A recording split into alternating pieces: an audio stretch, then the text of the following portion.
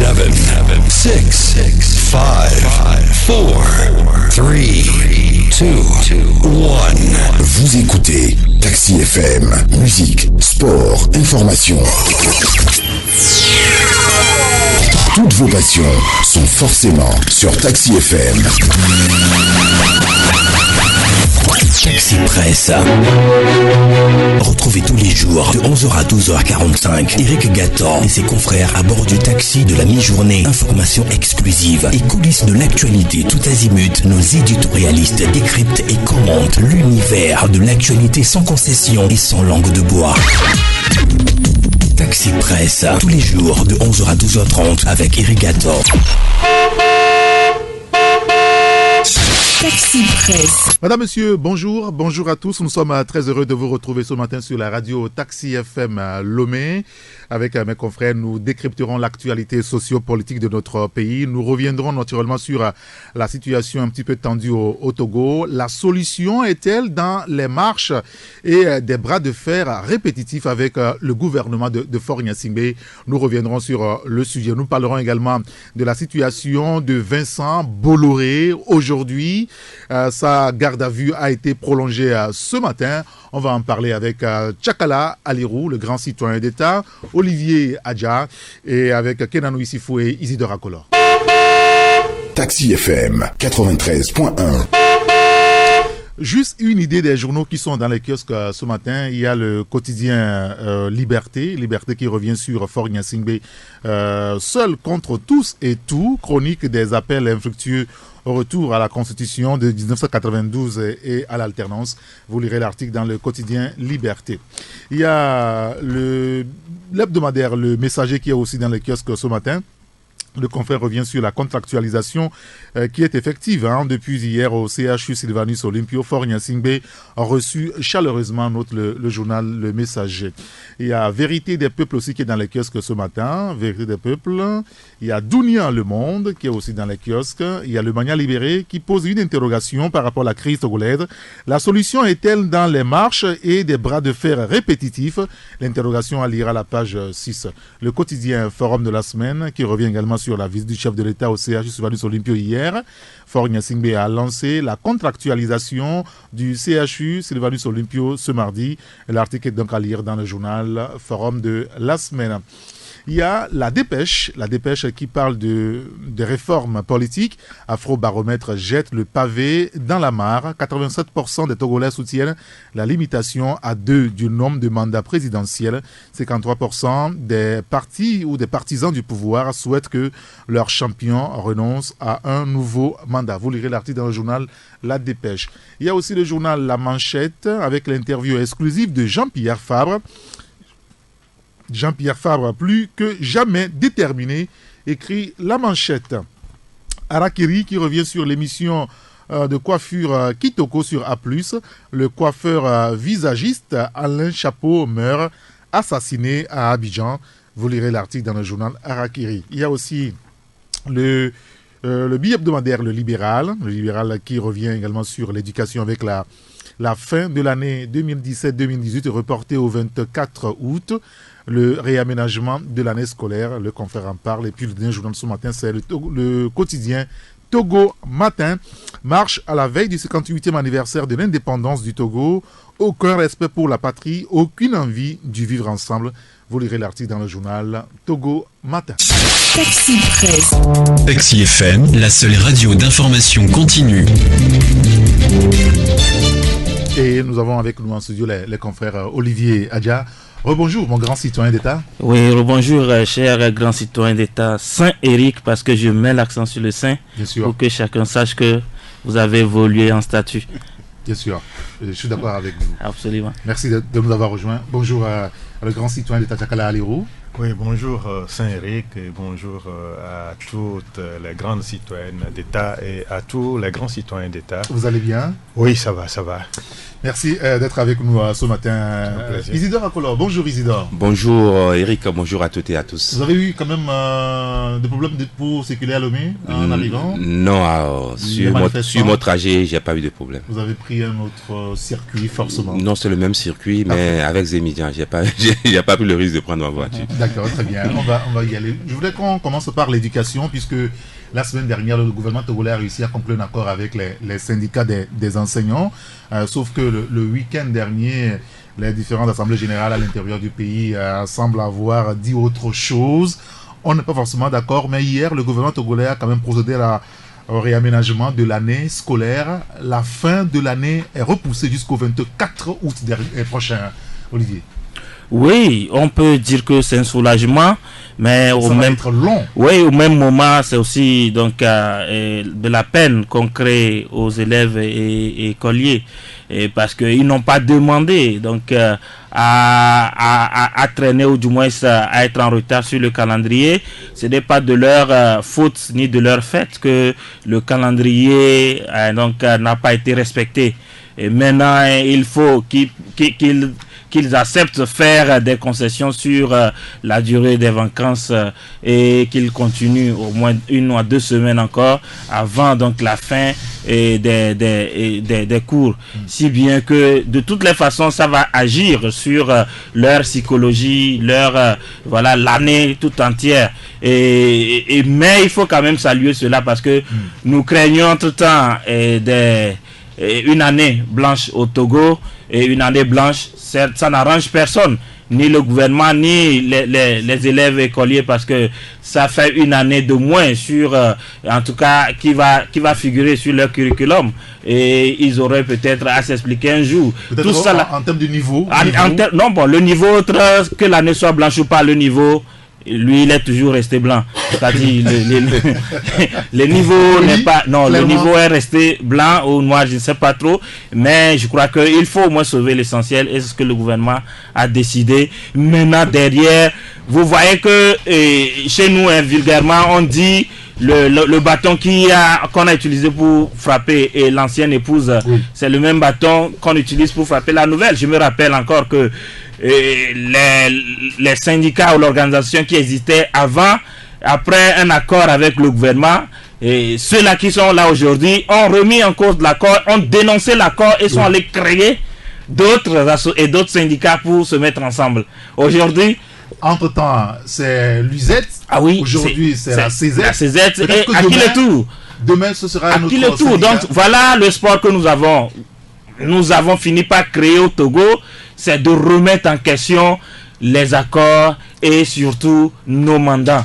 Donc, si bien que peut-être un jour il faut l'inscrire aux Jeux Olympiques, on ne sait jamais. Bon, que ça pourra marcher, très bien. Bonjour Kenano Issifou.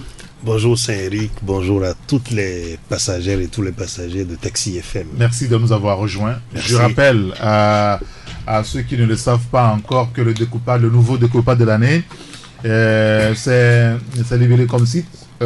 Du 6 au 11 août 2018, il y aura Bac 2. 31 juillet au 3 août 2018, il y aura le Bac 1. Du 3 au 6 juillet, BEPC. Du 17 au 19 juillet, CEPD. Les vacances sont fixées du 24 août au 14 octobre prochain. Quel commentaire avez-vous à faire à ce propos, Tchakala?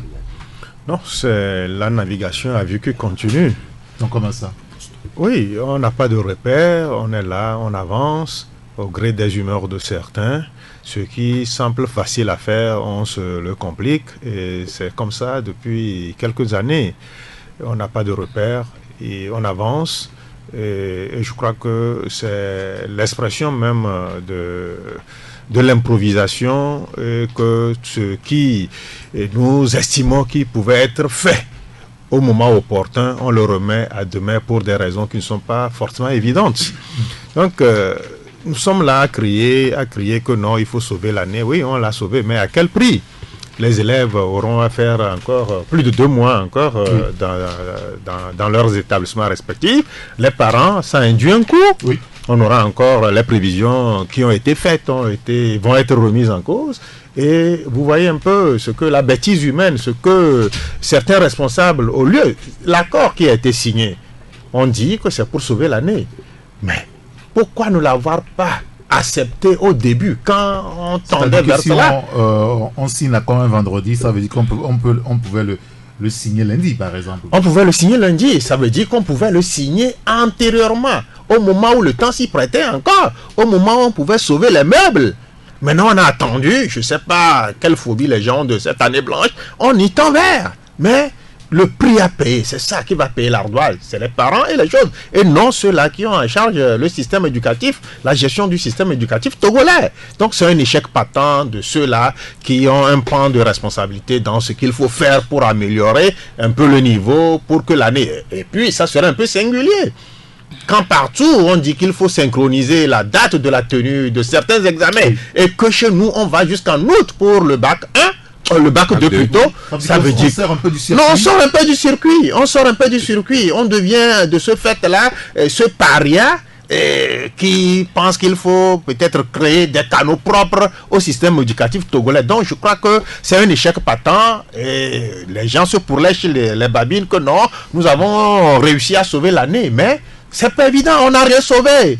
On n'a fait que peut-être colmater certaines brèches. Et puis, les résultats, on nous dira en fin de compte que, bon, au CPD, à tous les examens, on a eu un pourcentage de plus de 80%. Non, je crois qu'on va cesser de se tromper maintenant. Les réalités sont là. Il faudrait que nous les matérialisons avec des faits et gestes concrets. Quand ça ne va pas, ça ne va pas. Il ne faut pas... Bon, je ne sais pas si c'est pour faire plaisir à qui, on ne le sait pas. Mais moi, j'estime que depuis quand même le premier trimestre, on pouvait sauver l'année en signant cet accord-là. Donc, même ce qui a été fait l'autre fois pour vous ne signifie pas que l'année a été sauvée. Je ne sais pas si vous partagez l'avis, Isidore. Entièrement. Pour enchérir en disant que on aurait pu, si on est vraiment responsable, de signer cet accord ou trouver un moyen pour pouvoir régler le problème. Même pendant les vacances, avant la rentrée, et je me souviens que les organisations associatives sont montées au créneau bien avant la rentrée pour dire que bon, il faut aller vite et régler les problèmes. Et en sourdine, c'était quoi? Le statut et puis les primes. Alors que beaucoup d'efforts ont été déjà faits. J'arrive pas à comprendre le fonctionnement de nos gouvernants. Il aurait pu faire cette concession si c'était... Mais en même temps, aujourd'hui c'est fait. Est-ce qu'on ne va pas retenir ça? Retenir ça après combien? 7 mois ou 6 mois de léthargie, oui. De léthargie. On est resté sur place. On n'a pas bougé d'un iota. Et aujourd'hui, on veut rallonger et les heures. Oui, qu'est-ce qu'il y a de mieux à faire aujourd'hui? Non, que ce qu'on est en train de nous proposer. Mais c'est regrettable. C'est un palliatif. Mais on aurait pu régler le problème et éviter ce chemin de croix aux élèves de continuer encore 2 mois de cours. Et moi je parle des privés. Au niveau des officiels, ça peut se comprendre. On va imposer, n'est-ce pas, le rythme privé maintenant. Mais les privés ne vont pas faire leur examen à part. Ils vont devoir attendre. Et vous savez très bien, quand on prépare un examen et quand il y a la lassitude, on finit par désapprendre. Ouais. Ah, ça c'est un vrai problème, ça. C'est un vrai problème. Ils vont rester là, tourner les pouces ou bien faire ou revoir quoi. Ça, ils peuvent mettre à profit en faisant les TD, peut-être. Ça, c'est un vrai problème. Hein? Un vrai problème, un casse-tête-pied. Soit, accord, il y a eu. Merci, grand Dieu, qu'il y ait eu accord. Au moins, le rififi va s'arrêter un tout petit peu. Mais sur la fin... Mais là aussi, il semble qu'on doit être prudent. Au Togo, le vrai problème, ce n'est pas... L'application reste un problème. N'oubliez pas qu'il y a eu un précédent accord. Nous l'avions dit, pendant les vacances, on aurait pu travailler là-dessus pour qu'à la rentrée, en réalité, même si c'est juste des annonces qu'on fait aux gens, ils savent qu'on pense à eux et que peut-être on est en train de les amener à assouplir un peu leur position. Alors, la communication, elle est rompue. On a attendu, les gens sont montés au créneau. Il y a eu le dégât qu'il y a eu, comme l'ont dit les confrères tout à l'heure. Je dis soit, il y a eu accord, merci Dieu. Maintenant, l'applicabilité va être un autre problème, une autre paire de manches. Observons voir ce qui va se passer dans les prochains jours, dans les prochaines semaines. Mais il l'a dit, le problème demeure. Le mal a été déjà fait. Ceux qui vont attendre jusqu'à ce que les examens arrivent, vous savez que ça offre un temps beaucoup plus élargi de révision. Mais dans les têtes, qu'est-ce qui va se passer? Psychologiquement, c'est des accents. Oui.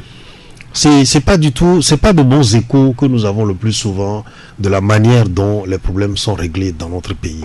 Je crois que nous l'avons dit ici, il faut que l'on puisse être programmatique. Il faut que l'on puisse avoir un agenda spécifique pour chaque secteur, puisqu'on connaît les problèmes.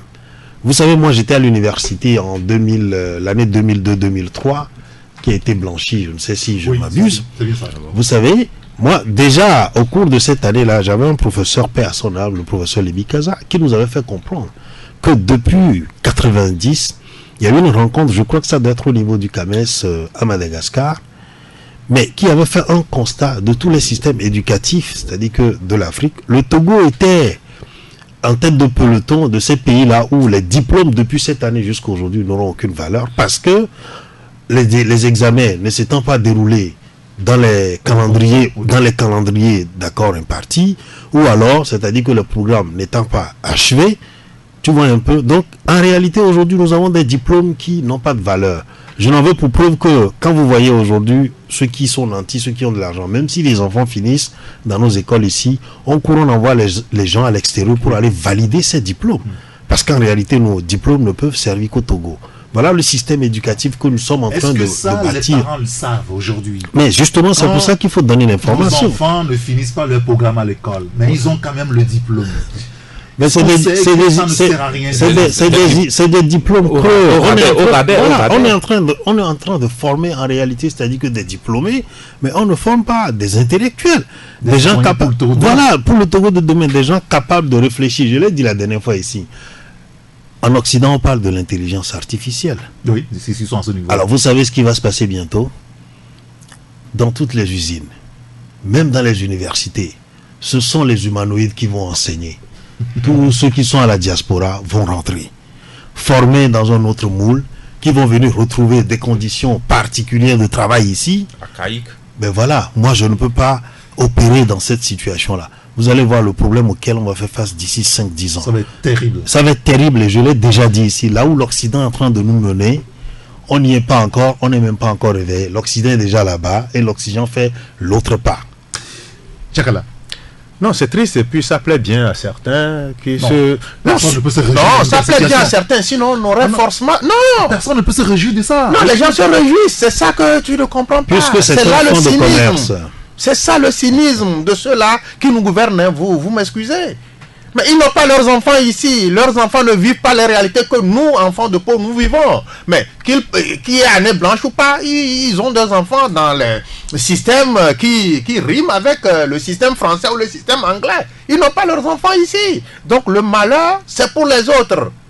Donc vous comprenez un peu. Donc, qui est année blanche, qui n'est pas année blanche, que les cours soient bien donnés, que les cours soient faits au rabais, que le strict minimum qu'il faut comme bagage pour les enfants, pour les outils afin de faire face à certaines réalités, on ne leur donne pas. Et puis bon, on est là tranquille et on essaie même d'indexer autrui, ceux les pauvres innocents qu'ils sont les responsables. Comment est-ce que les enseignants qui demandent de meilleures conditions de travail et de vie peuvent être responsables d'une situation de déconfiture totale que les gouvernants ont créée. Donc c'est ça le drame. Leurs enfants ne sont pas ici. Ils pensent que demain, ces mêmes enfants viendront encore gouverner nous, nos enfants qui sont... c'est ça le schéma. Non, c'est ça le schéma. C'est ça le cynisme. C'est ça le cynisme. Non, c'est ça. Sinon, on ne peut pas.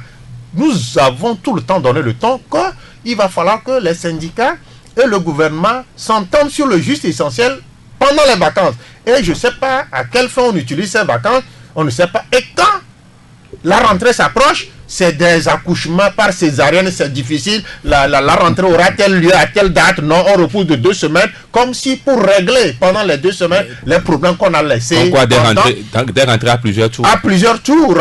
C'est ça le drame, parce que leurs enfants ne sont pas ici. Et Dieu étant très bon, la plupart, moi j'aurais cru que en appelant le nom de tel baron qui est multimilliardaire, on dirait que l'enfant là, il est au niveau de la Banque mondiale expert et le nom tout le temps nous reviendrait, ou bien tel c'est au FMI, à l'OMS. Mais vous savez, Dieu lui ne s'endette pas.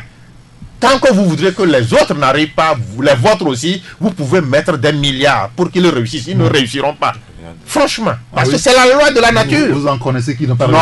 Non, mais les barons que vous connaissez qui ploient sous le poids des milliards. Vous avez entendu le nom d'un fils de baron dire qu'il est un expert, un incontournable au niveau du système des Nations Unies, Banque mondiale, à part le pauvre Rumbo qui est issu de nos rangs. Merci beaucoup, Tchakala. Oui, mais en même temps, est-ce qu'il va falloir pas, enfin, je sais pas, mais j'ai eu le sentiment qu'au niveau de la base des enseignants, des 50 enseignants, ils semblent jouer la veille. Ils n'accordent pas un crédit total au gouvernement par rapport à l'accord qui a été signé. Non, c'est normal. Je crois que certainement... Quand on a été une fois mordu par le serpent, oui, bien sûr, c'est à cause de l'expérience que les uns et les autres ont eu qui ne donnent plus donc au gouvernement le paradis sans confession. Non, il faut quand même veiller, et ça c'est la veille citoyenne, c'est normal. Et je crois que l'éducation togolaise, on l'a toujours dit ici, elle est à repenser. Et nous tous, nous devons essayer de mettre la main aussi à la pâte pour que cette éducation puisse renaître de ses cendres. Je ne crois pas du tout qu'il y ait des Togolais, même s'ils sont au pouvoir, qui se réjouissent parce que voilà, l'année n'a pas été bonne ou l'année va être blanchie, donc ils vont applaudir. Non, notre pays a des difficultés et notre pays traverse des crises sur crises, un chapelet de crises et que le pays donc traverse depuis, on va dire depuis les années 90 pour être plus gentil. Et jusqu'à aujourd'hui, ces crises-là n'ont pas trouvé de solution réelle. Et en réalité, on ne fait que repousser toute la poussière sous le tapis. Mais on ne balaie pas toute la chambre, si bien que à la fin, on a beaucoup d'ordures. C'est quelle image ça? Oui. à la fin, on a... Il ne va pas s'associer. L'image des indiscrétions. On a plein d'ordures dans la chambre. Maintenant, moi je l'ai dit, même si on n'a pas ces difficultés, l'éducation elle-même doit être revue et corrigée. Et c'est pourquoi on parle... l'habitude de dire qu'au Togo, on a abandonné l'éducation, qu'il n'y a que de l'enseignement, c'est ça? Oui, c'est tout à l'air, parce que même cet enseignement. Je ne dirais pas que c'est un abandon, comment dire là, de façon délibérée ou c'est fait sciemment, non. Parce qu'il faut parfois se soumettre à la dictature des urgences. C'est-à-dire, il y a des urgences, donc il faut les classer par ordre de mérite et par ordre d'arrivée parfois. Il n'y a pas plus urgent que l'éducation dans une nation. Je ne dis pas qu'il y a plus urgent, mais imaginez quand vous prenez l'éducation et vous prenez les manifestations du 19 août, qu'est-ce qu'il faut régler premièrement? C'est-à-dire, quand il n'y a pas la paix, il n'y a pas d'éducation. C'est-à-dire, on ne peut pas aller à l'école quand ça court et ça se tape dans les rues. Donc, voilà ce que moi je vais dire. Il faut quand même que nous puissions réformer d'abord, parce que les réformes, ça me tient à cœur. Les programmes qui sont enseignés depuis les années 70 sont dépassés largement. C'est les enfants des pharaons Toutankhamon qui peuvent en tout cas aller être enseignés avec ces programmes-là. Aujourd'hui, c'est dépassé. Mon confrère l'a dit. Sous d'autres cieux, les enfants étudient maintenant avec les tablettes. Les enfants ont la connexion à l'école. On est même non, le drame c'est que le Rwanda. Non seulement l'exemple du Rwanda. Non. Là, au Togo, nous avons les tablettes. Ça devient cynique parce que c'est un Togolais qui avait innové dans ce sens-là. Mais bien sûr. Avec l'enseignement de tablettes, il est venu proposer ça aux Togolais. Ils ont refusé. Il était allé à la France. Alors, il y a un élément.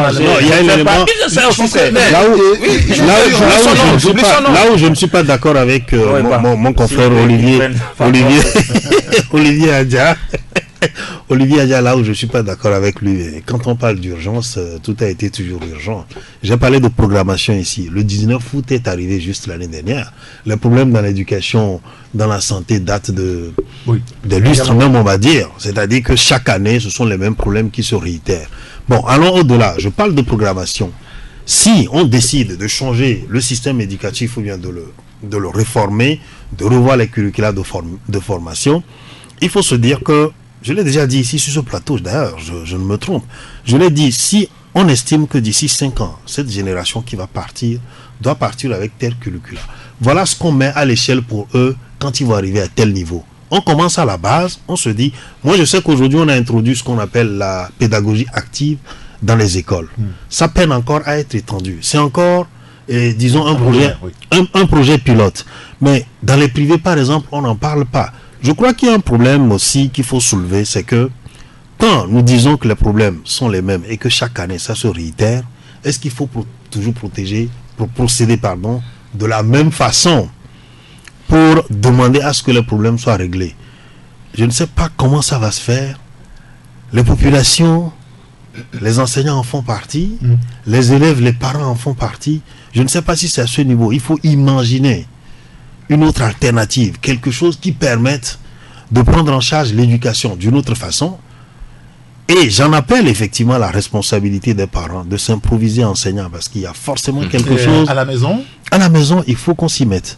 Sinon, franchement, surveiller les enfants. Sinon, mais nous-mêmes, on doit s'y mettre. Connaître les programmes des écoles, essayer d'aller au-delà, amener les enfants à un niveau donné, comme il l'a dit, je rebondissais tout à l'heure. Ça dit qu'il faut avoir les tablettes, on en donne à nos enfants, on en donne à nos enfants dans certaines familles, mais c'est des jeux. Il faut essayer d'imaginer, avoir un peu de temps pour ces enfants, s'asseoir et se mettre au travail avec eux. Ouais. Ça peut permettre de combler un certain déficit en matière de culture générale, en matière de niveau intellectuel, parce que cet individu demain en réalité ne sera pas appelé forcément à enseigner les curricula qu'il a eu à l'école. Il faudra qu'il soit créatif. C'est à ça qu'il faut tendre les enfants. Que l'enfant qui commence à jouer, qu'on identifie un peu, c'est-à-dire que c'est stigma qu'il a en lui, qu'il puisse, d'ici 5 ans, même s'il n'est pas à l'école, mais te sortir une application à la maison. Oui, mais voilà les individus aujourd'hui, en Occident, il y a beaucoup d'enfants qui ne vont pas à l'école, mais qui sont à la maison, qu'on entretient à la maison. C'est de là où moi j'en appelle. C'est les innovations. Il faut qu'on aille à des innovations comme ça. C'est là que j'en appelle aux états généraux de l'éducation. Oh là là. Pour qu'on revoie. Vous espérez toujours les états généraux? Mais c'est très important parce que d'abord il faut commencer par les enseignants eux-mêmes. L'après-états généraux. Non, les enseignants eux-mêmes qui sont réfractaires aux TIC. Il y en a qui n'arrivent même pas à taper sur le clavier, qui n'arrivent même pas à être adaptés au système informatique, qui reviennent avec, même jusqu'à l'université, avec le cahier jauni pour donner des cours. Mais aujourd'hui, on parle de statistiques. On va dire de écart type et histogramme, tu sais, là, mais c'est dépassé. Aujourd'hui, il y a des applications. Vous mettez les données, on vous trace l'histogramme, on vous trace les camarades, on fait ces choses-là. Mais ils sont toujours réfractaires. Et ils disent, il faut faire des calculs, il faut démontrer. Mais c'est déjà dépassé. C'est cela que moi j'en appelle aux états généraux de l'éducation. C'est-à-dire qu'aujourd'hui, maintenant, même au niveau des enseignants. Oui, excusez-moi, maintenant qu'on a réglé en partie la question liée à l'argent, il faut qu'on pense maintenant au curricula. Au curricula, bien sûr. Et au programme. Et qui va enseigner ce programme. C'est le débat. Ah mais c'est l'État qui prend cette disposition. En France, il y a un ministre qui est célèbre. Oui. Et chaque ministre, quand ça vient, on l'identifie à des réformes. Oui, je cite nos ministres. Est-ce que nous avons le même fonctionnement? Depuis là, il n'y a qu'une seule loi. La fameuse loi Bodona. Vous avez une fois, peut-être l'autre là, MJ avait en train, peut-être la contractualisation, peut-être ça. Sinon, à part la loi Bodona, est-ce que vous avez vu quelque chose être collé de façon durable à un ministre? Non, il est porteur de ce projet novateur. Donc, non, il y en a. Il y a la loi Veil en France, il y a plein de trucs. Et c'est une fierté pour ces gens-là. Demain, quand tu portes le nom Veil en France, on sait que non, tu n'es pas n'importe qui, que tu es issu d'un grand esprit qui a révolutionné en un moment donné une situation dans le pays. Mais ici, quand on parle de la loi Boulou, même la loi Boulou, on attend même à prendre le pas sur les dispositifs constitutionnels. Vous voyez, non, c'est ça les grands hommes. À un moment, il faut essayer de bousculer ce qui existe déjà, bousculer les données et dire que non, je m'engage à faire ci et j'entends aller jusqu'au bout.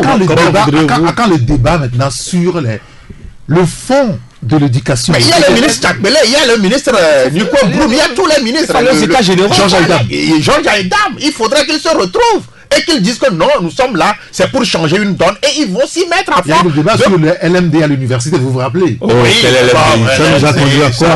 Non, mais à quoi? Ils sont dans le système LMD, mais ils sont toujours, ils fonctionnent comme le système.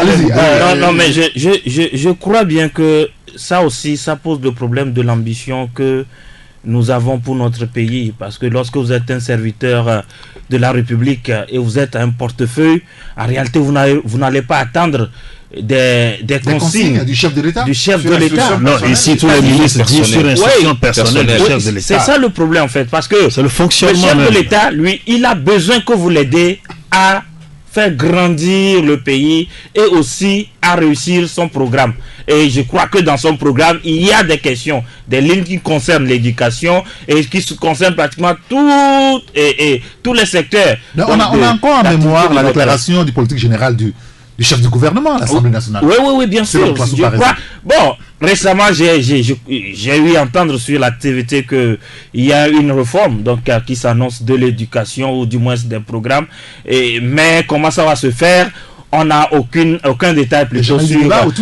Voilà, donc il y a des débats absolument, des débats publics, des débats de fond donc sur la question et comment la réforme va se faire, parce que ça fait au moins 40 ans ou du moins pratiquement 40 ans que le programme n'a pas été retouché, si bien que s'il faut le retoucher, il faut le retoucher à fond, et ça relève de la compétence ou de la responsabilité des ministres en charge de l'éducation et de l'enseignement supérieur et je sais quoi. C'est eux qui doivent en réalité prendre l'initiative de proposer au chef de l'État, au gouvernement, et voilà ces réformes, et puis que le débat arrive chez nous en tant que journalistes, on va apprécier. Mais vous avez dit quelque chose, et ce que j'ai apprécié, c'est que il ne faut pas aussi perdre de vue que sur les traitements, sur les conditions de travail des enseignants, oui. Il y a eu beaucoup d'avancées. Aujourd'hui, je crois l'écart qui est proposé, c'est entre 150 000 et 400 000 francs CFA ou au plus encore. Donc, il y a beaucoup de choses qui ont été faites à ce niveau. Bon, on ne va pas dire régler parce que... Au moins, il n'y a pas de... Depuis 5 ans, on ne parle que de l'argent. Absolument. Ouais. Maintenant, reconnaissons qu'il y a quelque chose qui est fait à ce niveau et attaquons-nous maintenant au contenu des formations, parce que ça c'est le devenir du pays même. Yeah. Quand on a un mauvais programme, c'est que on aura toujours une relève. Ça c'est aussi le problème d'adéquation entre la formation et l'emploi. Et en cela, j'aurais souhaité qu'on élargisse le débat aux frères de la diaspora, parce qu'ils sont plus imprégnés des nouvelles technologies que ceux qui sont aux affaires aujourd'hui. Non, le problème, il y a de la flore, s'il te plaît. Il y a de la flore sur place qui peut faire le travail. C'est pas évident. Non, moi quand je parle, non, c'est pas évident. Il y a des jeunes. Ok, d'accord. Le débat, on va pas aller là. Ce que je voudrais dire, c'est que la prochaine fois, je m'attends à voir les enseignants, d'accord, faire grève, demander à ce que effectivement les programmes soient refondus, soient revus. Il faut effectivement que les revendications aillent sur ce terrain. Ils viennent avec des propositions. Mais voilà, mais bien sûr, et demander voilà ce que nous proposons pour l'année prochaine, et qu'en début d'année, qu'il y ait des mouvements qui réclament cela. Cela peut obliger l'État à réagir. Parce que parfois aussi quand on attend, bon ben, l'État fait ce qu'il arrange. Et puis, j'ai dit quelque chose ici. Le système a été mis en lambeaux pendant des années. Pourquoi? Parce que, allez-y dans les établissements privés, vous allez voir ce qui se passe. Les établissements privés qui sont créés, qui sont derrière ces établissements privés. J'ai dit, quand tout devient fonds de commerce, écoutez, tout ce que nous sommes en train de dire, s'il y a quelqu'un qui sourit dans son bureau, c'est des blablabla. Mais ils savent même pas ce qu'ils racontent. Parce que, en réalité, quand il y a trouble, ça arrange toujours. certaines personnes. Et c'est pour ça qu'on entretient justement, c'est-à-dire que le goulot d'étranglement, parce que ça sert d'autres intérêts. C'est pour ça que je dis aux enseignants, aux fédérations de parents d'élèves, de se retrouver effectivement et de demander à revendiquer sur les curricula de formation. l'éducation quand même. À quoi servent-ils Non, écoutez, tous les commis d'État, les cadres d'État, je l'ai dit, c'est la faillite collective. Comment est-ce que les gens viennent aux affaires? Je vous l'ai dit. Je vous l'ai dit ici, quand on a fini de pratiquer pendant longtemps le népotisme et que les gens sont à des postes juste parce que ils sont militants ou bien ils portent un nom, vous savez, on n'est pas en force de proposition. Aujourd'hui, il faut innover. J'ai dit qu'il faut identifier de nouveaux profils et c'est là où je rassure mon ami Isidore Akolor que ici sur le terrain, on a des gens qui peuvent faire ce travail, qui peuvent innover, qui peuvent faire des propositions concrètes. Mais Kenan Issifou a dit quelque chose qui m'a fait tiquer un tout petit peu parce qu'il dit, mais lui, il entend voir les enseignants engager des mouvements de grève pour dire que non, il voudrait... qu'on réforme le système. Non, on vit cela déjà. Le personnel soignant, ils veulent quoi? Ils n'ont pas dit qu'ils veulent tel émolument sur telle revalorisation. Mais ils veulent le matériel. Non, je parle des enseignants. Là, vous transposez carrément le droit. Le soir qui a été réservé au personnel soignant sera réservé aussi aux enseignants. Non, effet boule de neige. Ça va susciter. Les gens n'ont pas demandé à ce qu'on augmente la salaire. Qu'ils y aillent, on fera le constat. Je crois que c'est les mêmes causes donneront les mêmes effets. Les enseignants seront traités de la même essayons. On va faire un procès. Alilou Tchakala qu'ils essaient avec l'aide des parents d'élèves. On va leur opposer l'approche contractuelle. Merci beaucoup. On va aborder un autre sujet. L'approche contractuelle va venir aussi dans l'éducation. Politique, comment? L'approche contractuelle va venir aussi dans l'éducation. Non, c'est déjà là. Il y a plein de privés. C'est déjà là. Non, les privés sont privés. Non, même nos hôpitaux. Même déjà dans la santé, c'est que vous ne saviez pas. Il y avait déjà la contractualisation. Depuis. Ah bon? On a fait que sceller. On va aborder un autre sujet. Nous allons parler politique togolaise avec la coalition qui a programmé manifester ce jour, ce mercredi, demain, jeudi et samedi prochain.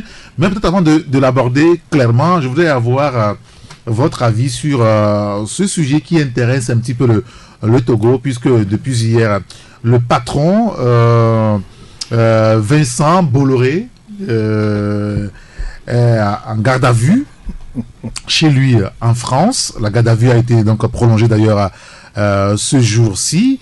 On reproche à l'homme d'affaires français la manière dont il a réussi à avoir le port de Lomé et de Conakry. Et ça relance le débat sur la corruption dans nos pays africains. Est-ce que cela vous interpelle véritablement, Tchakala? Non, cela m'interpelle à plus d'un titre, parce que je suis africain, parce que mon pays, et le Togo aussi, est cité comme avoir été le champ d'expérimentation des théories funestes de ce sulfureux homme d'affaires et industriel français. Et vous savez, plusieurs jours pour le voleur, un jour pour le propriétaire. Non, rien ne s'est encore passé. Non, mais la garde à vue, elle se poursuit parce que vous pensez qu'un homme aussi puissant que Bolloré, qu'on mette la main sur lui et que, comme par hasard, ses titres en bourse chutent de plus de moins 7% et que la garde à vue soit prolongée, c'est qu'il y a des indices concordants qui montrent que ce dont on l'accuse, il y a quand même une part de vérité dedans. Alors, on va préciser que l'homme d'affaires français est soupçonné ou a entendu sur des soupçons de corruption pesant sur l'attribution en 2010 à son groupe de concessions portuaires au Togo et en Guinée. Mais la façon dont l'autre, là, le groupe Pourgoza, a plié bagage même au Togo peut même nous édifier. Il peut nous édifier. Ce monsieur qui était, comment dire, dans les bonnes grâces, et subitement on trouve que c'est lui le méchant homme d'affaires et qu'il faudrait qu'il déguerpisse. Et vous voyez comment il a dû quitter le Togo, la queue dans les pattes. Il n'a pas cherché à voir son derrière pour sauver sa peau.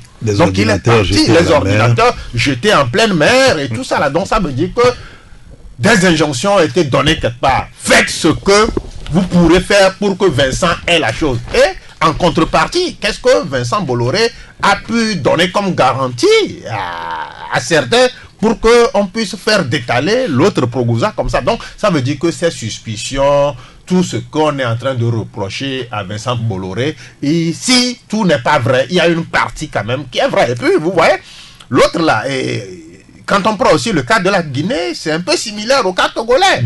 Ils ont signé un accord de 25 ans avec un autre groupe. Oui, mais dans cette affaire, le gouvernement guinéen a réagi hier et a dit que tout a été fait dans les normes chez eux.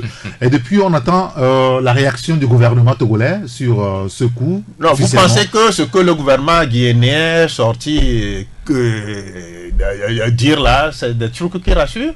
Quand le président même a dit que est-ce qu'il est interdit de faire la parle belle à certains de ses amis? Est-ce que vous pensez que les affaires puissent marcher avec l'amitié quand on est à la tête d'un pays? Non, c'est ça. Malheureusement, il y a ce copinage. On flirte avec les mauvaises personnes au nom de certains intérêts. Donc, je voudrais quand même que la justice française aille très loin pour démêler les ficelles qui sont... Est-ce que ce n'est pas curieux, excusez-moi, est-ce que ce n'est pas curieux que ce soit la justice française qui cherche à savoir et qui dit qu'il y a des soupçons de corruption dans une affaire qui nous concerne en réalité au Togo? Mais où se trouve la curiosité? Il y a des normes qu'il faut respecter. C'est ça qu'on appelle un état de droit. On a une justice chez nous. Nous avons des parlementaires qui peuvent chercher à savoir comment est-ce que ce marché a été passé. C'est en cela que j'interpelle le gouvernement togolais à vite réagir. Et je me souviens encore que Nicolas Lawson décriait l'investissement qui a été fait, que ça a été doublé, le quai, le troisième quai, ou bien c'est le quatrième quai, le troisième quai. Ailleurs, ce n'est pas à ce prix-là qu'il fallait le construire. Nicolas Lawson avait dénoncé ça plus d'une fois. Plusieurs fois, mais personne n'en parle ou ne prend ça au sérieux. Aujourd'hui, on a découvert le poteau rose. Au-delà des imbrications politiques ou des règlements de compte entre Sarkozy et Macron, moi je trouve que c'est très intéressant que ce soit la justice française qui se mêle de cette affaire. Et ça va interpeller la justice togolaise et tous les Africains à y voir clair dans les contrats qu'on signe avec les groupes. Et entre les groupes, c'est multinationales et nos États. Parce que même on parle de 35 ans de gestion. Et à ce moment-là, c'est peut-être nos petits-enfants, nos petits-fils qui viendront voir le dégât. Et ce n'est pas normal. Aujourd'hui, on pond des communiqués pour dénoncer des choses. Moi, ça me fait rire. Ça me fait rire au nez. Ça me fait rire au nez. Parce que tout le monde sait comment Bolloré est arrivé au Togo. C'est suite à une rencontre entre Sarkozy et Faure Gnassingbé. Et on nous a intimé l'autre, si vous voulez être ami de la France, défendez les intérêts de la France. Et les jours qui suivent, on a vu comment Progouza avait détalé au Togo. Alors que Progouza était, depuis le début, était dans les bonnes grâces du régime. On ne comprend plus rien. On ne comprend plus rien. Ayons le courage de le dire. Et quand la presse se fourvoie dans cette affaire, moi je dis que c'est pas normal. Encore la presse. Vous ne voyez pas des publications qui sortent avec des dénonciations? Non, mais je pense que c'est une forme de corruption qu'il faut dénoncer et de divertissement. Aujourd'hui, il y a le reporter sans frontières qui a sorti quand même son rapport de classement. On peut tout à l'heure. Ça aussi. Mais quand Bolloré dit ou dément les accusations qui sont portées contre lui et promet coopérer avec la justice française, en quoi est-ce que la presse togolaise qui relève ça? C'est juste pour distraire, l'opinion. Non, mais moi je crois que le rôle de la presse, j'ai suivi votre émission de la matinée. La presse, et c'est ça, en fait. Le rôle de la presse, à peu près. Non, pas répondre, non, mais puisque mon confrère m'étend la perche, là, je crois que de courroie de transmission. Le rôle de la presse, c'est comme le rôle de l'avocat.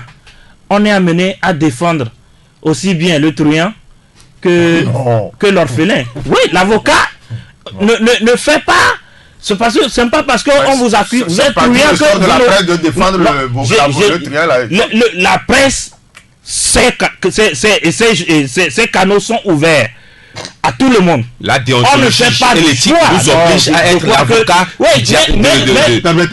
Lorsque vous voulez être classé, vous voulez classer les gens dans des registres, dans des compartiments, je crois alors que c'est vous plutôt qui prenez parti. Puisque la presse n'est pas amenée à prendre parti. Mais lorsqu'on nous demande de classer les gens selon les anges, les démons, et les enfants des démons, les enfants des anges, les petits démons, mais je crois bien que le rôle de la presse, c'est d'informer, de former, de distraire. Et lorsque vous parlez, vous relayez la version de X, vous avez obligation de relayer la version de Y, même s'il est Satan. C'est comme ça, moi, je sais, et j'ai appris le métier. Oui, c'est ça. Maintenant, ça peut faire plaisir à certains et ça peut ne pas faire plaisir à certains. Mais vous n'êtes pas obligé de suivre le diktat de la masse. Sinon, on n'est plus journaliste quand on veut faire plaisir à la masse. Non, je suis désolé. On a renvoyé un directeur ou un adjoint dans une grande chaîne européenne pour un reportage. Et c'est Bolloré qui l'avait fait. Oui, mais c'est lui le patron. Ça, c'est un autre problème. Mais quel autre problème? Oui, mais non. Ça, c'est même pas la presse. Sur le cas Bolloré, j'ai aussi une approche un peu différente de mes confrères. Allez-y. Même si je les comprends très bien. Parce que quand on parle de Progosa, comment Progosa était arrivé au Togo? C'est pas le même canal. Oui, c'est-à-dire que c'est ce que je dis. C'est pratiquement le même canal. Des réseaux. C'est les réseaux.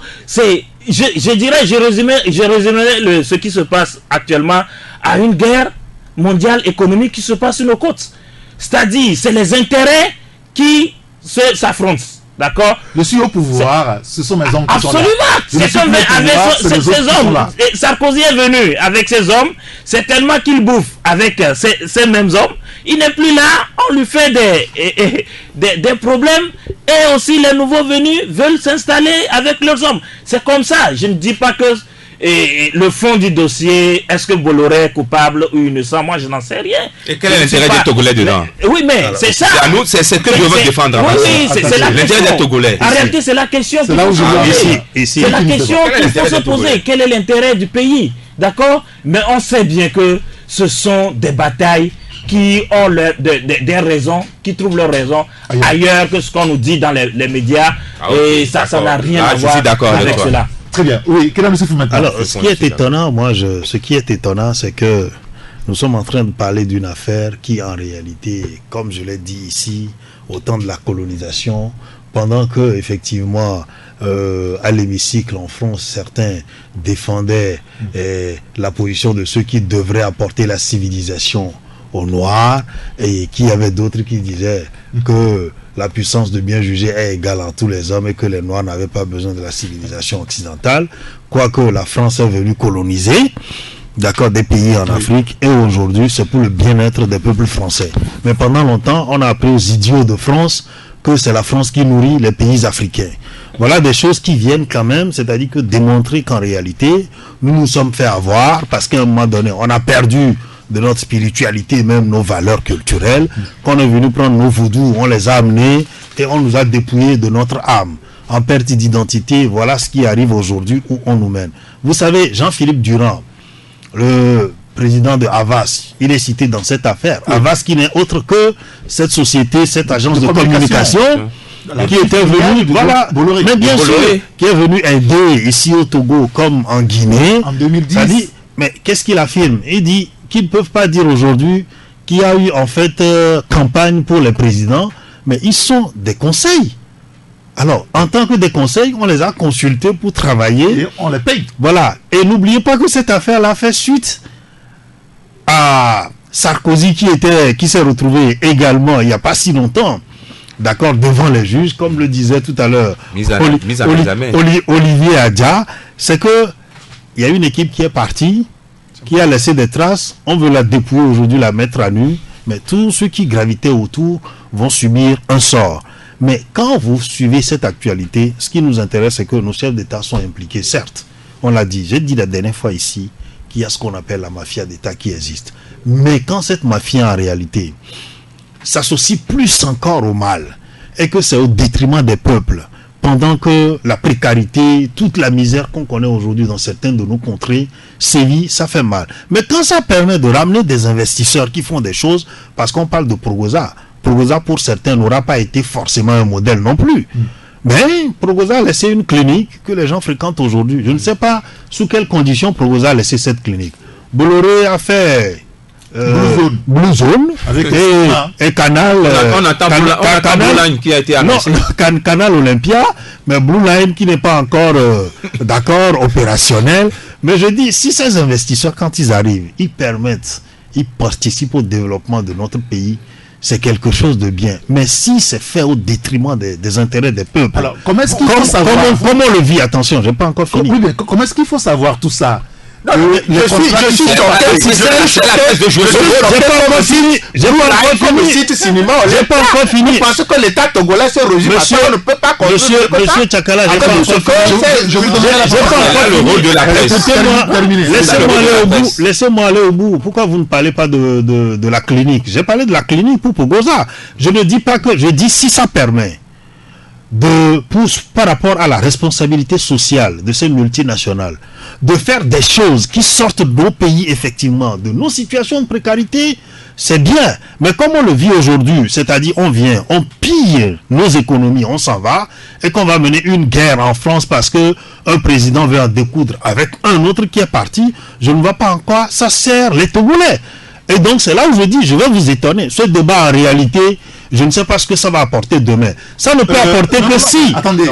Je finis là-dessus. Les Togolais aussi. Je finis là-dessus. D'abord au niveau de la presse. Je finis. Si ça peut nous permettre, je le redis encore, d'interpeller nos gouvernants par rapport à la bonne gouvernance, d'interpeller les gens dans les marchés pour la redevabilité. Mais justement, c'est ce que je dis, pour la redevabilité, si on peut, ça peut nous permettre de faire pression sur les gouvernants pour qu'ils rendent compte, pour qu'ils opèrent dans la transparence. Mais je salue alors ce débat. Très bien. Je voulais placer un mot. Juste pour dire que c'est l'occasion ou jamais rêver.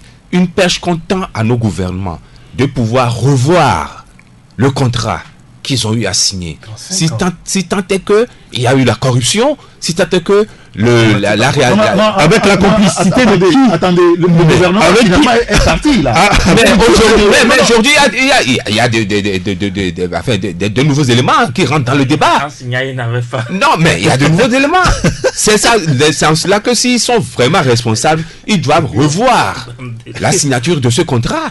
Et c'est le rôle maintenant de nous, quatrième pouvoir, de pouvoir pousser nos gouvernants à aller vers là. Et c'est en cela que je voulais voir la presse togolaise travailler. Est-ce que ce n'est pas aussi de la responsabilité de l'Assemblée nationale? On nous a toujours dit que l'Assemblée a deux rôles fondamentaux.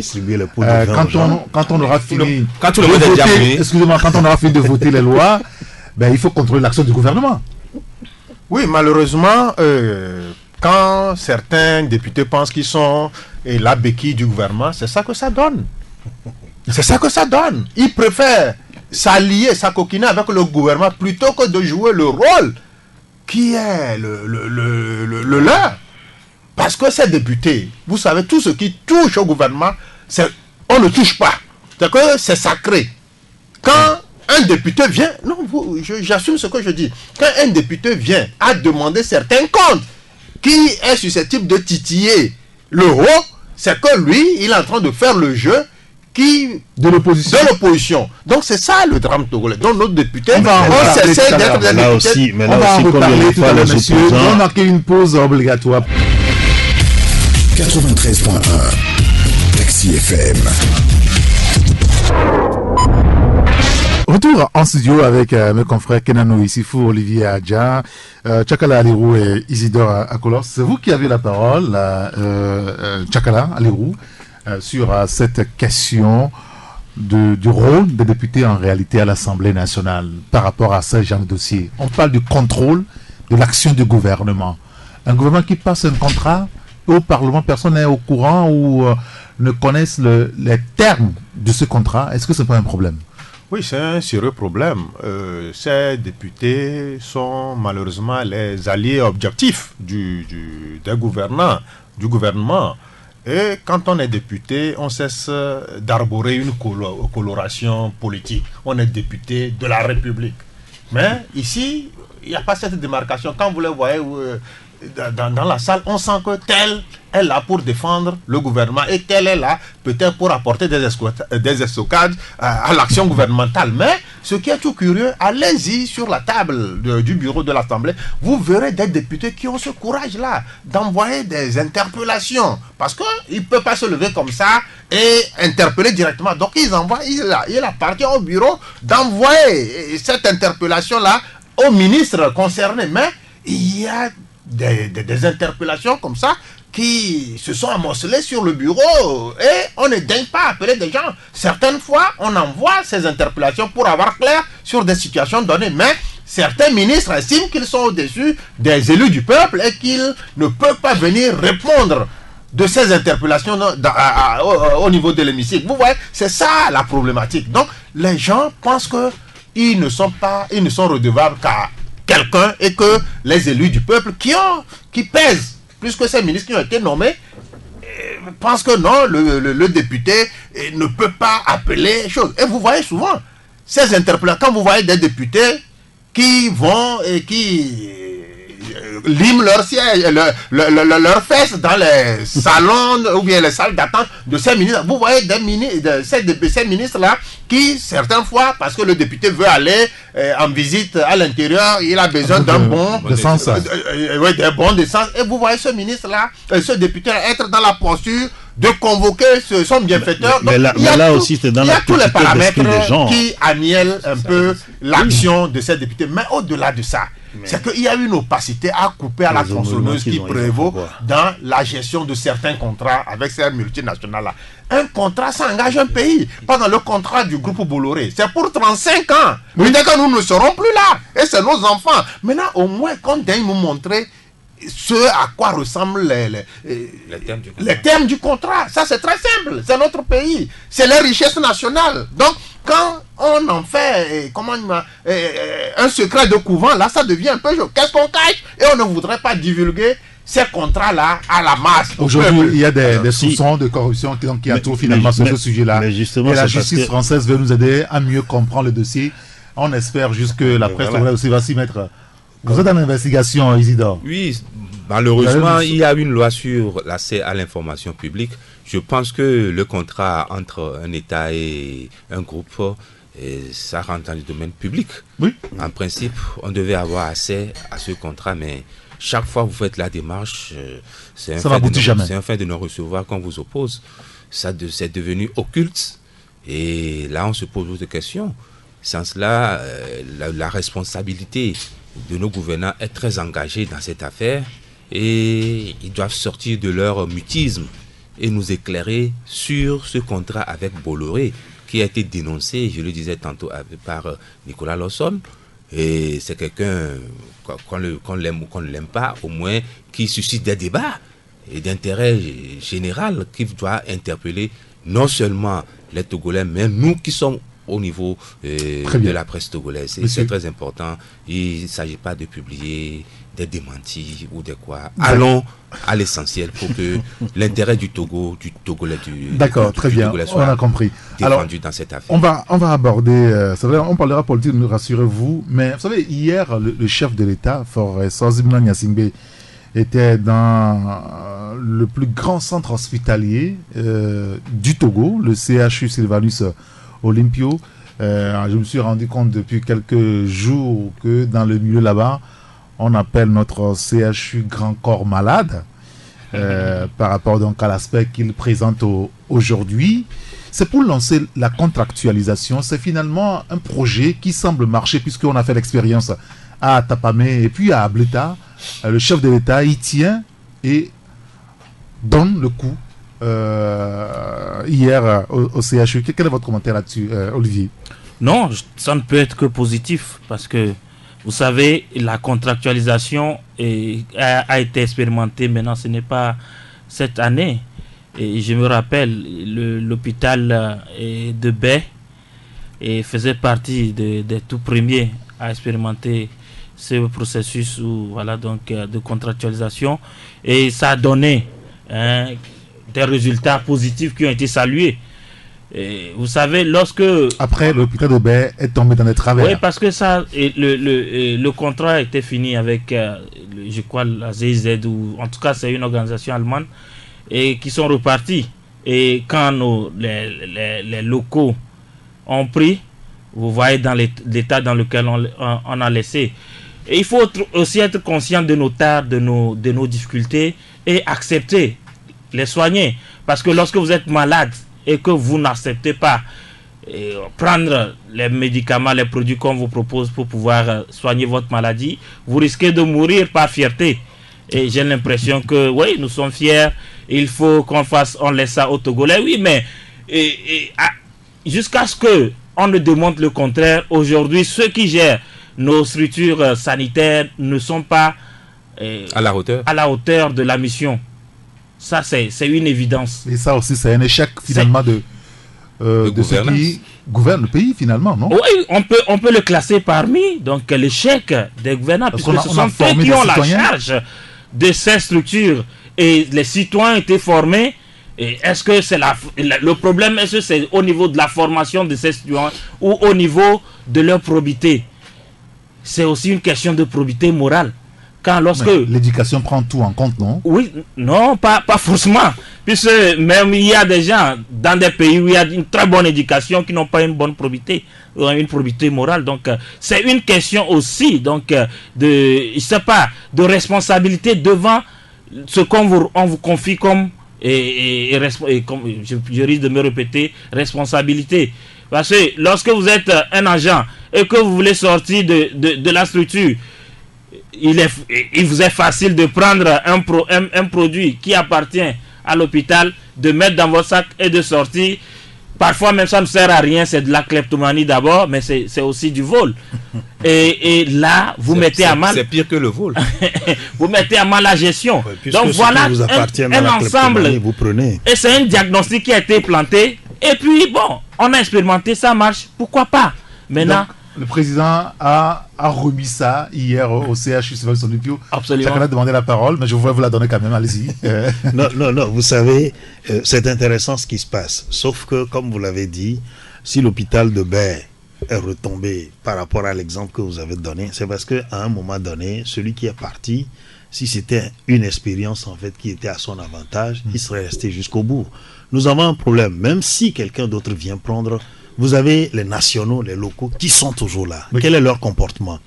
Ça pose un problème d'éthique, comme il le dit, et je suis d'accord avec lui. Vous vous rappelez cette histoire de COGES? Oui, bien sûr. Vous vous rappelez cette histoire de COGES? Les COGES, c'était quoi? C'était juste des comités de gestion que le ministre Agba, lors de son premier passage, si je ne m'abuse, d'accord, avait mis sur pied par arrêté ministériel. L'idée, c'était quoi? C'était en fait de permettre une bonne gestion des hôpitaux, puisque vous savez, ceux qui dirigent les hôpitaux au Togo, c'est des administrateurs formés pour la cause. Alors, quand on a une formation, on a des compétences, on s'attend à ce que du bon boulot soit fait normalement. Il y avait ces comités de gestion auxquels participait, on va dire, c'est-à-dire que le médecin du centre, mais qui avait un pouvoir réduit, puisque vous avez de l'autre côté le chef canton qui en faisait partie aussi, oui. Et puis les commis de l'administration. Comment est-ce que nos administrations fonctionnent le plus souvent? Quand dans l'approvisionnement, il est prévu d'acheter les consommables, oui, à un montant donné, on surfacture, et que ça vient après, celui qui n'a pas pu bénéficier de la surfacturation, il sait que c'est ce qui s'est passé. Lui, qu'est-ce qu'il fait? Il vole, il détourne, il va vendre dans un centre... sous un garage créé quelque part où il va aider les gens le soir. Vous voyez, c'est comme ça que ça se passe. Les officines. Voilà. Donc si aujourd'hui la contractualisation arrive et que les individus qui travaillent là-dedans ne changent pas de mentalité, on est parti. Ça marchera pas. On est parti pour retomber dans les mêmes travers. Je salue l'initiative. Si de l'autre côté, de façon connexe, on peut développer des moyens de coercition. On peut faire en sorte que les gens puissent arriver à cette probité morale que nous souhaitons de tous. Je crois que la contractualisation va marcher. Chakala. Non, la contractualisation, je crois que moi, j'aurais souhaité de la part du premier responsable du pays de poser la première pierre de ce centre de référence que d'aller annoncer. Lequel Non, l'hôpital de référence Qui a été annoncé. Qui a été annoncé. Des Indiens ou bien des Israéliens? Parce qu'il y avait deux. Je ne sais pas, mais j'aurais souhaité quand même pour une date aussi mémorable, souvent c'est la période, quand le 27 avril, c'est des inaugurations, des pots de première pierre, un peu de tout. Donc moi j'aurais souhaité quand même, pour quand même dire que non, j'attache du prix à ce que j'ai dit qu'il y aurait un hôpital de référence. Voilà la pose de la première pierre. Là, on n'a pas eu droit à cela, mais cette histoire de contractualisation, je vais faire un rapprochement qui va sembler un peu farfelu, mais aujourd'hui, prenons le Togo, que les forces de sécurité n'arrivent plus à maîtriser les bandits. Vous comprenez un peu? Et là, demain, on sort, on dit non, il faut passer à la contractualisation de l'armée ou bien des forces de choses. Mais pourquoi alors essayer ça au niveau de l'hôpital? Pourquoi alors essayer? L'armée, c'est une question de souveraineté. L'hôpital aussi, c'est quelque chose de souveraineté. C'est notre identité. L'identité d'être Togolais passe aussi par la santé. Donc, si on ne peut pas le faire au niveau de choses, donc ça veut dire qu'on peut trouver des mécanismes encore appropriés pour gérer la situation. Mais ces gens-là qui sont censés travailler avec ce nouveau modèle de contractualisation qui disent que non, c'est pas ça, que ça ne marche pas. Non, quand un cheval n'a pas soif et que vous l'envoyez à la rivière, il ne va pas s'abreuver, il ne va pas chose. Moi, je crois que c'est du saupoudrage, c'est des trucs inconsistants et que j'aurais souhaité quand même qu'on nous propose meilleur antidote que ce qu'on vient de nous donner là. Donc, franchement, c'est bancal. Non, tu avais parlé, on va faire le tour après, tu prends la table. Allez-y, Isidore prend la police de la distribution de la parole. Non, pas les excuses. C'est un aveu d'échec. Le courage de le dire. C'est un aveu d'échec. Qu'est-ce qu'il y a d'échec? Mais cette approche contractuelle, c'est un aveu d'échec. Pas tant. Nous qui avons vécu, tant soit peu, le système de santé au Togo, où on bénéficiait d'un bon d'indigents. C'est pas si vous vous souvenez de ça. Oui. Et le premier soin est garanti à tout citoyen qui arrivait. Il y a longtemps tout ça. Mais qu'est-ce qui s'est passé? Ça a disparu. Hein. Ah bon? Mais on a élu des gens pour qu'ils assument ça. C'est leur régalien. Si on a pu faire une norme, on peut encore retourner à ce stade. Si on a pu faire ça, quand on a pu faire ça, il y a de cela, à l'époque, il y a de cela 30 ou 40 ans. Oui. Aujourd'hui, je ne sais pas, je n'arrive pas à comprendre pourquoi on veut privatiser. On parle mais c'est du néologisme. Contractualisation, disons les choses telles que c'est de la privatisation. Tout à fait. C'est de la privatisation. Ne faisons pas des élucubrations. C'est de la privatisation pure et nette. Et moi, j'ai combattu ça. Dommage, ils sont dans cette logique. Tchakala le disait tout de suite. Est-ce qu'on peut privatiser l'armée? Parce qu'on a constaté qu'on n'arrive plus à jouer le rôle régalien. Privatiser, bientôt, toute l'éducation. L'éducation sera privatisée. Je le disais tantôt. Il y a les privés. D'abord, même, vous verrez bientôt que nos lycées et établissements publics, on va dire que bon, comme on n'arrive plus à bien les gérer, il faut les privatiser, il faut faire l'approche contractuelle. Et ça, c'est une démission de l'État et un aveu d'échec. Et moi, je pense que ça ne vaut pas la peine. On n'a pas parlé d'approche contractuelle au Ghana. Allez au Ghana. Mais les hôpitaux se portent bien. Et pourquoi on ne peut pas s'inspirer de ce qui marche ailleurs? Quand il y a le problème, il faut régler le problème. Il faut régler le problème. Oui, mais c'est pas trouver des palliatifs. Aujourd'hui, c'est le moyen. Ce sont des palliatifs. Ce sont des palliatifs. Non, moi, j'estime que... d'accord, Olivier Adia? Oui, pas du tout. Parce que, vous savez, on n'a pas une armée privée au Togo, par exemple. C'est-à-dire, si c'était possible qu'on privatise l'armée... Mais ça n'existe pas, ça. Oui, donc si ça n'existe pas, là, c'est un exemple, je crois. Mais on a des hôpitaux privés. On a des structures de santé privées. Donc, et on ne peut pas privatiser l'armée. Donc, mais du moment où on peut privatiser un hôpital, alors pourquoi ne pas expérimenter l'approche contractuelle? Encore que ce que nous explique c'est que l'approche contractuelle permet à des structures donc, qui ont une expérience déjà révélée en la matière d'aider l'État à mieux gérer ces structures, mais l'État garde toujours son contrôle. Le personnel est là. Non, mais comment Vous allez finir. Vous en faites pas. L'État garde son contrôle, l'État garde son droit de regard, l'État garde beaucoup de choses. La structure appartient à l'État. C'est aussi simple que ça. C'est ce qu'on nous a expliqué. Seul le bâtiment appartient à l'État. Le personnel, ils émargent toujours sur le budget de l'État. Mais je crois que ce sont des exemples qu'on peut aussi donner tout en n'exagérant pas. Nous avons fait un constat, c'est que nos structures sanitaires, ça ne marche pas. On a des difficultés. Donc, s'il y a, même si c'est une proposition ou du moins c'est une solution palliative, je crois qu'il faut passer par là et l'améliorer. Pourquoi pas? Mais dire qu'il faut faire du surplace, il ne faut pas évoluer. Parce que si on met, mis à part l'approche contractuelle, on n'a plus aucune solution. Alors pourquoi ne pas commencer avec l'approche contractuelle et avancer? Surtout qu'on a dit que certaines structures l'ont déjà expérimenté et que c'est plus ou moins acceptable. Alors, de la même façon, Éric Gatton, ne confiez jamais votre santé à quelqu'un d'autre. Je ne suis pas d'accord. Vous savez ce que je vais dire à propos. C'est vrai que c'est un débat qu'on va ouvrir une autre fois. Du même moment, on va privé. Alors, quand on me dit que sans la contractualisation, mais on peut faire autre chose. Il y a plusieurs solutions. Vous savez, quand vous donnez 1 franc à un médecin, et que vous mettez un mécanisme, d'accord, de gestion accepté de tous, je dis bien accepté de tous, avec un contrôle, d'accord, bien exercé, il vous rapporte 1 milliard à la fin de l'année. C'est ça le problème. Mais c'est nous aussi le problème. Vous savez, il y a le problème de recouvrement qui se pose dans les hôpitaux. C'est là où il faut aller chercher des solutions. L'approche contractuelle, je nous donne 5 ans, on se retrouvera ici pour juger si ça a été efficace ou pas. Parfait. Messieurs, merci beaucoup. En tout cas, pour l'instant, il semble qu'à Tapamé et à Blita, ça a bien marché. C'est pour ça que le gouvernement...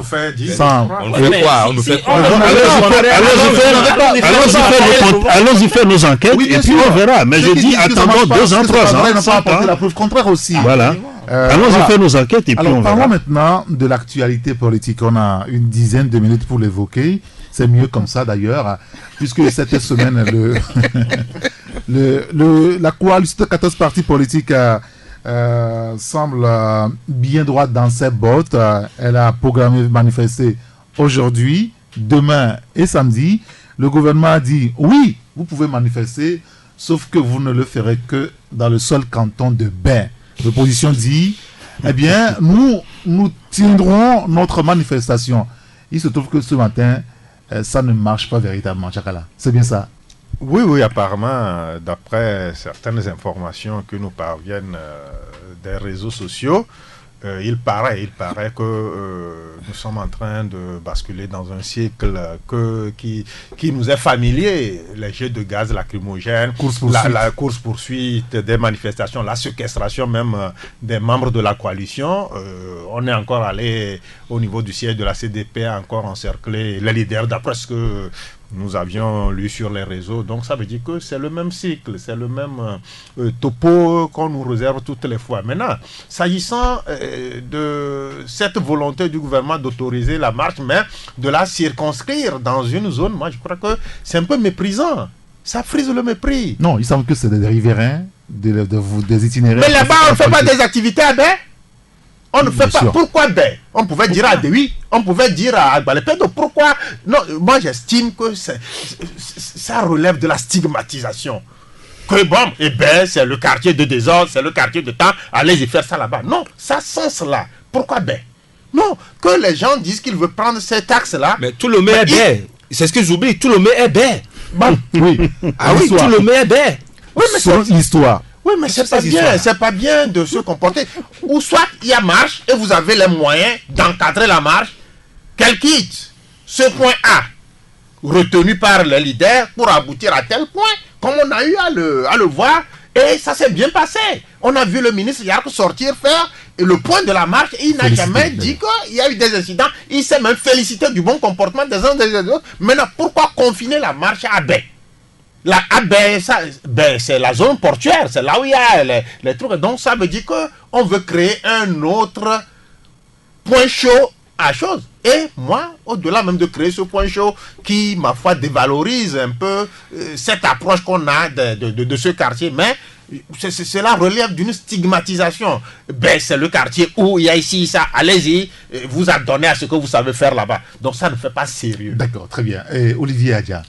Non, je crois que on a autant loué la loi Bojona, et dans cette loi, je suppose que il y a des conditions qu'il faut respecter pour pouvoir manifester. Oui. Et c'est le dépôt de la demande, je crois, 5 ou 7 jours avant, etc. Non, le problème ne se pose pas à ce niveau. Oui, et puis que l'autorité puisse aussi avoir son droit de regard. Apprécier donc les itinéraires qui ont été proposés afin de dire, bon, voilà, ça peut être fait ici ou ça peut causer des problèmes si c'est fait là, afin que chacun s'entende. Mais en même temps, il y a quelque chose d'exceptionnel là-dedans.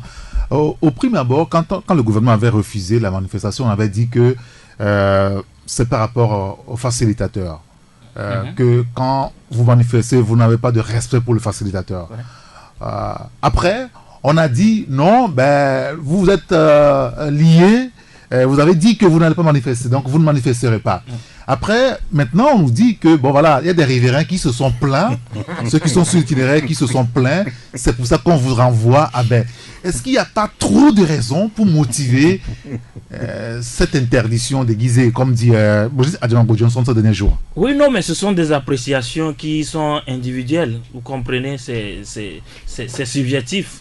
Quelqu'un vous dira que oui, c'est vrai, d'autres vous diront que non, c'est pas vrai. Donc ça relève de l'ordre de la subjectivité. Mais ce qui est sûr, ce que la loi dit, c'est que l'autorité peut avoir un droit de regard sur l'itinéraire qui est proposé et ensemble avec les organisateurs pouvoir changer ou l'améliorer. Donc et l'autorité est dans ce rôle, si je me trompe.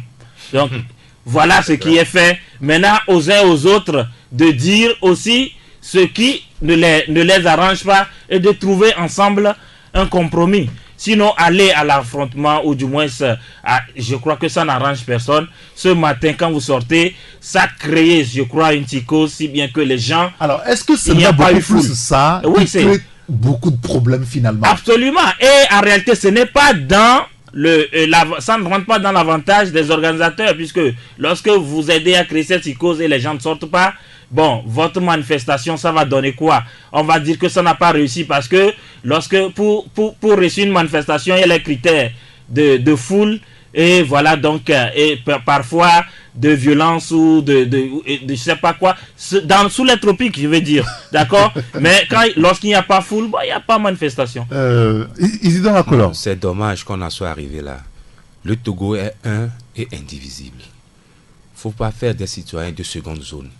J'ai l'impression que le gouvernement veut créer un township au Togo.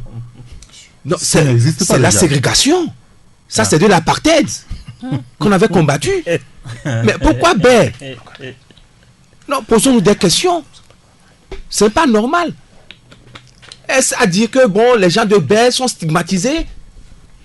C'est pas normal. Moi, j'ai pitié que qu'en 8 ans de notre indépendance, qu'on arrive à faire la ségrégation au Togo. Ceux qui parlent de Baie, tout Lomé est Baie s'ils ne le savent pas. Même là où nous sommes, à Gbalepedo, c'est Baie. Oui. Lomé 2 même, c'est Baie. Alors s'ils veulent, je les renvoie à l'histoire du Togo. Alors, le fils de Baie a parlé. Non, je ne suis pas fils de Baie. Moi, je suis d'Anero. Mais le peu que je connais de l'histoire du Togo, non, c'est dommage qu'on en soit arrivé là. Non, c'est pas un problème, ça. Oui, mais ça reste un problème. Ça reste un problème et ça demeure un problème. Ce qui est dommage, c'est que moi, j'analyse souvent les conséquences que les choses produisent. C'est ce que je disais.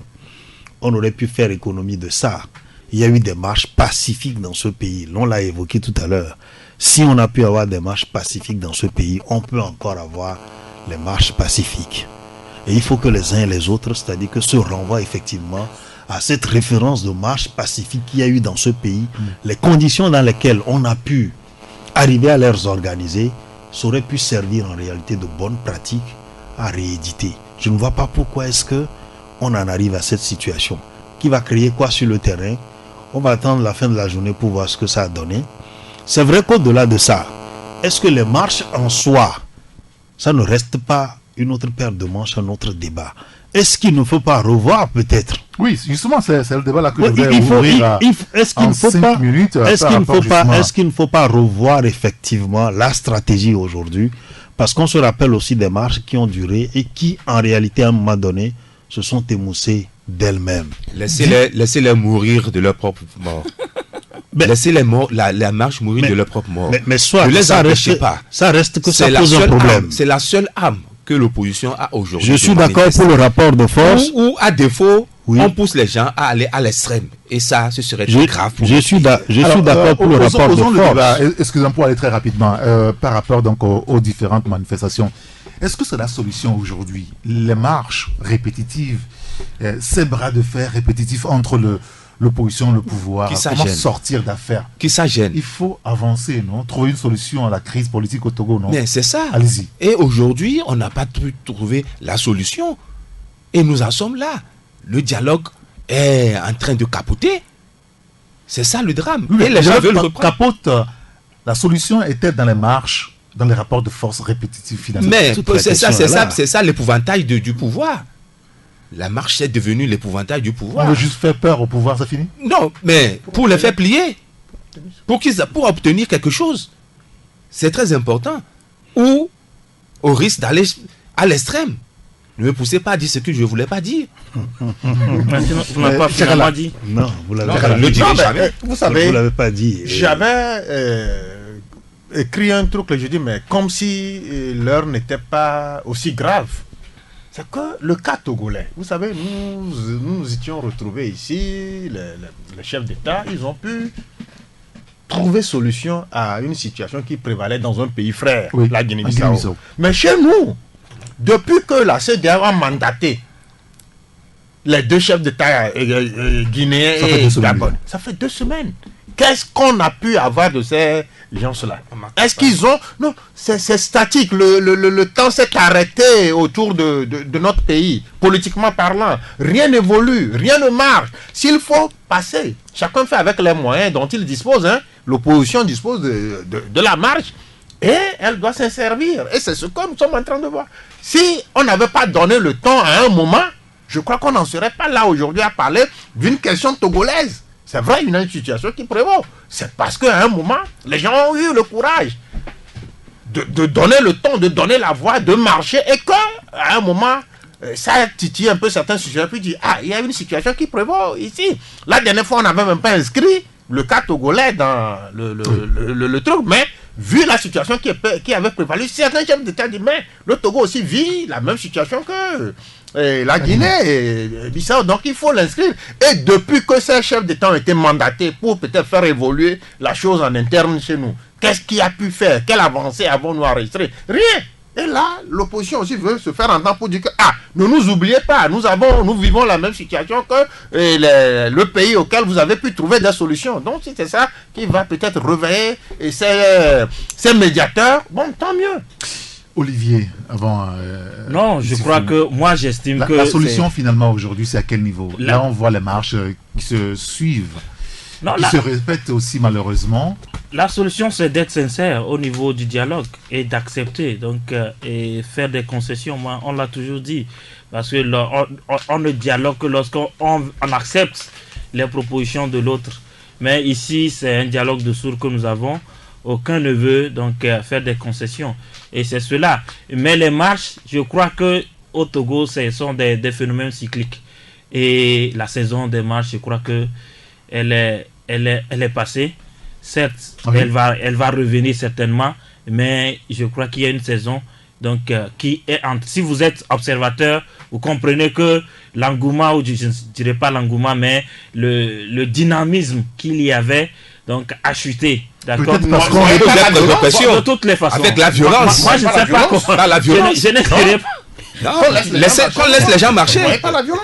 Je ne dirais pas comment ça a chuté. Non, mais on sait bien que non, ça a nous chuté. sommes des observateurs. D'accord. Bien a chuté. J'ai vu, ils ont bondi sur vous. Vous voyez, ils Laissez sont les gens manifester. comme des lions. Laissez les gens manifester. Oui, Non, je Ken, dis- en une minute, on Non, va je dis, je suis d'accord pour le rapport des forces. La fin justifie les moyens. C'est ce que moi je dirais. Parce que on a beau triturer là-dedans, c'est-à-dire que la plaie, elle va toujours s'ouvrir, ça va saigner, et en réalité, il vaut mieux éviter que ça saigne, et je ne souhaiterais pas qu'on en arrive là. Mais en même temps, j'interpelle les uns les autres d'essayer de voir si, au niveau du dialogue, on ne peut pas lui insuffler un nouveau dynamisme. Très bien. Ça dépend. Messieurs, merci beaucoup. Kenanou Issifou, l'Estrade, Isidore Akolor, Actu Express, Olivier Adia, Qui a été étouffé, Harakiri. il faut le dire. Qui a été étouffé aujourd'hui. Oui, vous avez Pas les deux là. et Tchakala Aliou, le patron du journal Oui, de la République. coucou à mon cher Kokou Kwekouya toujours. Pépé, Ah, il y a un auditeur qui a rappelé ça tout à l'heure. Merci à Adia Prosper qui a assuré la coordination technique. Appelez-moi, c'est Rigaton. À demain. Taxi FM.